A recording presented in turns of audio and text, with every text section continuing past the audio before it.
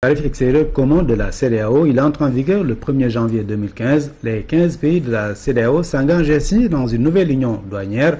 Voyons ce que la rubrique économie de ce jeudi nous en dit, c'est avec Aram Daou. En 2000, ils étaient 8 à harmoniser leurs droits de douane. En janvier 2015, ils seront 15.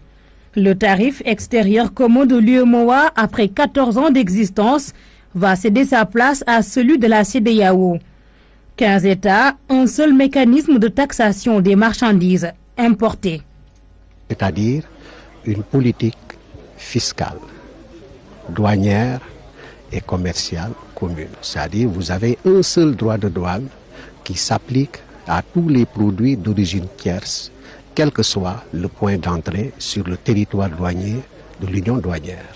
Figurez-vous, l'Afrique abrite l'union douanière la plus vieille. Il s'agit de la SACU, Southern African Customs Union, qui est en Afrique australe. C'est une union douanière qui a été constituée depuis 1910.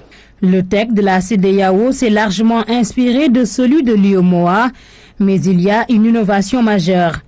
Jusque-là, les marchandises importées étaient classées en 4 catégories. Le droit de douane était fonction de cette catégorisation allant des biens de sociaux essentiels aux biens de consommation finale. 20% était le tarif le plus élevé, plus maintenant. Maintenant, avec le texte CEDEAO, nous allons avoir une catégorie supplémentaire, communément appelée 5e bande, et tous les produits qui seront logés dans cette catégorie vont être taxés à 35%. Pour l'essentiel, ce sont les produits qui relèvent des industries agroalimentaires. Par exemple, les viandes, les œufs de volaille, les yaourts, les pommes de terre, les oignons, les huiles et la tomate. Il y a également les produits de l'industrie textile, comme les tissus vax, et il y a aussi les savonneries. C'est pour protéger davantage les industries communautaires que cette 5e bande a été introduite dans le texte CEDEAO. C'est un marché de 300 millions de consommateurs qui va s'ouvrir aux industries du monde. Une opportunité pour le secteur privé ouest-africain. Une rude concurrence aussi.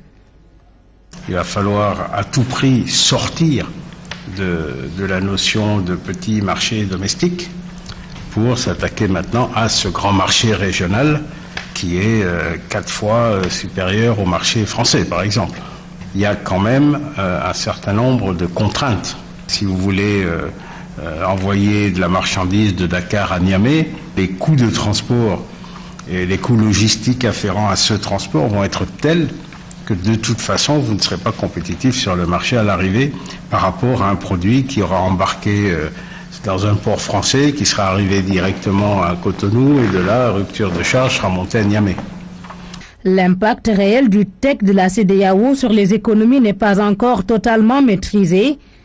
En alignant son droit de douane à celui de la CEDEAO, certains craignent que le Sénégal perde des recettes.